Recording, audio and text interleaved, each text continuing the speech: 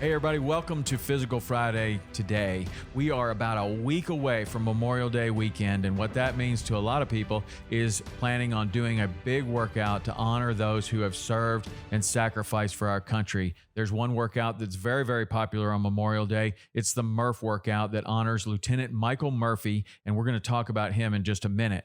But I wanted to talk about ways that you could scale this back if you're not quite ready for a Murph workout, or if you're still in quarantine, ways that you can use other movements if you don't have a pull-up bar, or you can't get outside, or you're stuck in your apartment or whatever. There are ways that have been suggested that I think are pretty good that we're going to go over today. So the Murph workout: run a mile, 100 pull-ups, 200 push-ups, 300 squats, run a mile. If you're going to do it RX or as prescribed, you're going to put a 20-pound vest on and do all that work. There are two ways that you can do it. You can do it partitioned or non-partitioned. A partitioned workout means that you're going to break that workout up. You're going to break it up into little chunks. So a very popular way to do that is to break it up like the Cindy workout, which is 5 pull-ups, 10 push-ups, 15 squats. You do that 20 times. You could break it up any way you want to, but if you do break it up, that's called partitioned. If you do not break it up, that is called non-partitioned. And non-partitioned, in my opinion, is a little bit harder. And what that means is that you're going to do all 100 pull-ups before you move on to any of the 200 push-ups. All of the 200 push-ups before you move on to any of the 300 squats. Then you run the final mile and you're good to go.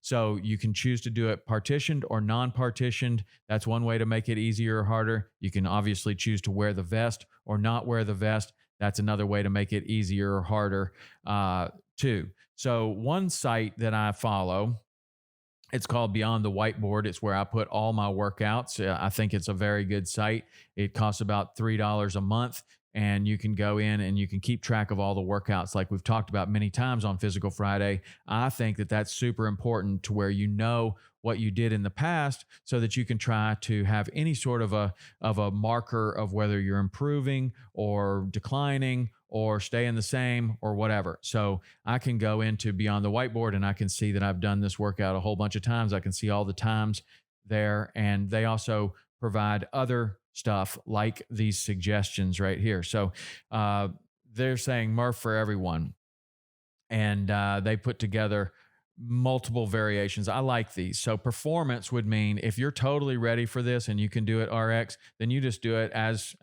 we just talked about. Fitness would be a tiny scale down from that. So for time, you're going to run 800 meters. You're going to do 50 pull-ups, 100 push-ups, 150 air squats, and run 800 meters. So basically, you just broke the work in half. And that would be a great way to go if you weren't quite ready for the full version. If you only had dumbbells, you did not have access to a pull-up bar, they are suggesting that you run a mile, you do 100 dumbbell bent over rows, 200 push-ups, 300 air squats, and you run a mile. That's pretty good. I like that too. If you have no equipment whatsoever, no pull-up bar and no dumbbells or anything like that, you're at your house and you want to get something in like this, you could try running the mile, 200 push-ups, 300 squats, 400 sit-ups, and then run a mile. And that would be fantastic to get something that was similar to a Murph workout in on Memorial Day. They also say that you could substitute the 1 mile run for 500 jumping jacks, the 800 meter run for 250 jumping jacks. So if you are in a position to where you do not have access to your normal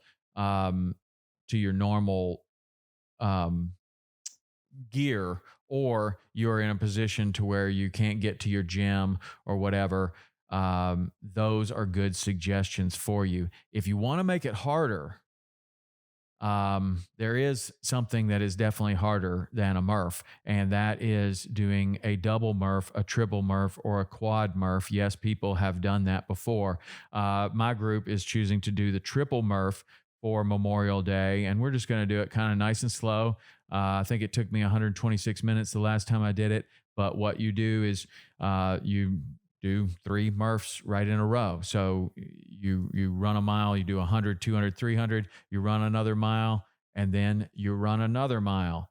100, 200, 300, run that final mile, and then you run another mile. So the running, it's actually 3 Murphs. The way that we will do it is we'll wear the vest and go partitioned on the first Murph. Then we will drop the vest, go non-partitioned on the second Murph, and on the third Murph, it's no vest. Get it done any way you can, partitioned, and hope for the best.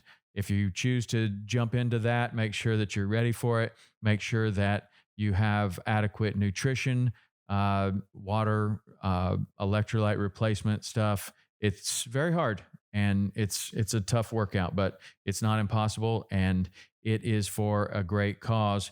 To remember, people, and that's one of the things that's really, really important to me today. Talking about this is, you hear about Memorial Day, you hear about these workouts, like, oh, I'm going to do Memorial Day Murph, and somehow it has lost a lot of the meaning. So what I wanted to do is I went to the Naval website, and I just wanted to remind everyone just exactly why the Memorial Day Murph is really, really important. So I'm going to read this, and it came right off of the Navy website. On June 28, 2005, deep behind enemy lines in Afghanistan, a very committed 4-man Navy SEAL team was conducting a reconnaissance mission at the unforgiving altitude of 10,000 feet.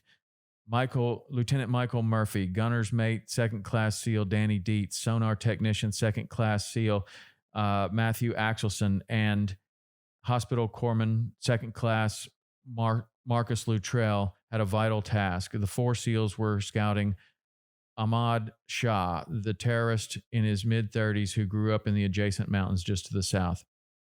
A fierce firefight erupted between the 4 SEALs and a much larger enemy force of more than 50 anti-coalition militia. The enemy had the SEALs outnumbered. They also had a terrain advantage. They launched a well-organized 3-sided attack on the SEALs. The firefight continued relentlessly as the overwhelming militia forced the team deeper into a ravine. Trying to reach safety, the four-man team, now each wounded, began bounding down the mountain's steep sides, making leaps of 20 to 30 feet. Approximately 45 minutes into the fight, pinned down by overwhelming forces, Dietz, the communications petty officer, sought open air to place a distress call back to the base. But before he could, he was shot in the hand, the blast shattering his thumb. Despite the intensity of the firefight and suffering grave gunshot wounds himself, Murphy is credited with risking his own life to save the lives of his teammates. Murphy, intent on making contact with the headquarters, but realizing this would be impossible in the extreme terrain where they were fighting, unhesitatingly, with complete disregard for his own life, moved into the open where he could gain a better position to transmit a call to get help for his men. Moving away from the protective mountain rocks, and he knowingly exposed himself to enemy gunfire. The deliberate and heroic act deprived him of cover and made him a target for the enemy. While continuing to be fired upon, Murphy made contact with the SOF Quick Reaction Force at Bagram Air Base and requested assistance. He calmly provided his unit's location and the size of the enemy force while requesting immediate support for his team. At one point, he was shot in the back, causing him to drop the transmitter. Murphy picked it back up, completed the call, and continued firing at the enemy who was closing in. Severely wounded, Lieutenant Murphy returned to his cover position with his men and continued the battle. A Chinook helicopter with 8 additional SEALs and 8 Army Night Stalkers aboard was sent as a part of an extraction mission to pull the 4 SEALs out. The MH-47 was escorted by heavily armored Army attack helicopters. Entering a hot combat zone, attack helicopters are used initially to neutralize the enemy and make it safer for the light armored personnel transport helicopter to insert. The heavy weight of the attack helicopter slowed the formation's advance, prompting the MH-47 to outrun their armored escort. They knew the tremendous risk going into an active enemy area in the daylight without their attack support and without the cover of night. Risk would, of course, be minimized if they put the helicopter down in a safe zone, but knowing that their warrior brothers were shot, surrounded, and severely wounded, the rescue team opted to directly enter the oncoming battle in hopes of landing on brutally hazardous terrain. As the Chinook raced into the battle, a rocket-propelled grenade struck the helicopter, killing all 16 men aboard. On the ground and nearly out of ammunition, the four SEALs, Murphy, Luttrell, Dietz, and Axelson, continued the fight. By the end of the 2-hour gunfight that careened through the hills and over cliffs, Murphy, Axelson, and Dietz had been killed. An estimated 35 Taliban were also dead. The fourth SEAL, Marcus Luttrell, was blasted over a ridge by a rocket-propelled grenade and was knocked unconscious. Regaining consciousness sometime later, Luttrell managed to escape, badly injured, and slowly crawl away down the side of a cliff. Dehydrated with a bullet in one leg, shrapnel embedded in both legs, 3 vertebrae cracked, the situation for Luttrell was grim. Rescue helicopters were sent in, but he was too weak and injured to make contact. Traveling 7 miles on foot, he evaded the enemy for nearly a day. Gratefully, local nationals came to his aid, carrying him to a nearby village where they kept him for 3 days. The Taliban came to the village several times, demanding that Luttrell be turned over to them. The villagers refused. One of the villagers made his way to a Marine outpost with a note from Luttrell, and U.S. forces launched a massive operation that rescued him from enemy territory on July 2nd.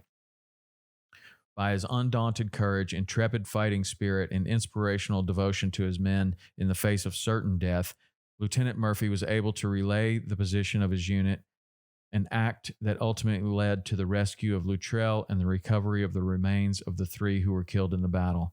This was the worst single-day U.S. forces death toll since Operation Enduring Freedom began nearly 6 years before. It was the single largest loss of life for the naval special warfare since World War II.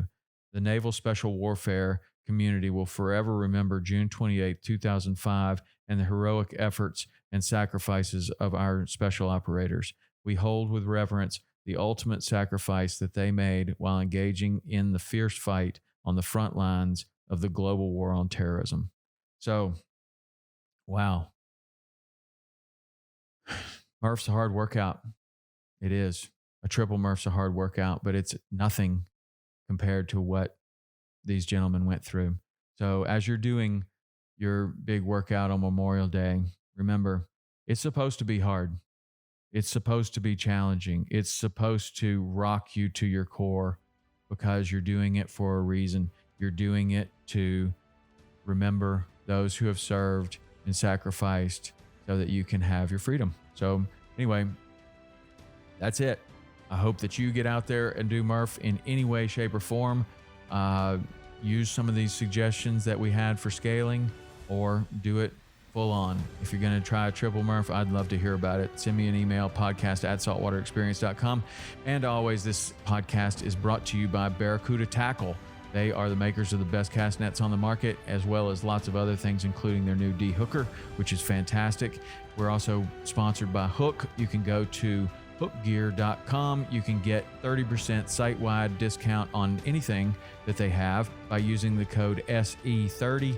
Manscaped, you can use the code TRP and get 20% off and free shipping on anything that they have. And you can go to kettleandfire.com, use the code Waypoint, and get a great discount on bone broth that will be shipped directly to your door. Okay, that's it for today. I hope you guys have a great weekend. See you.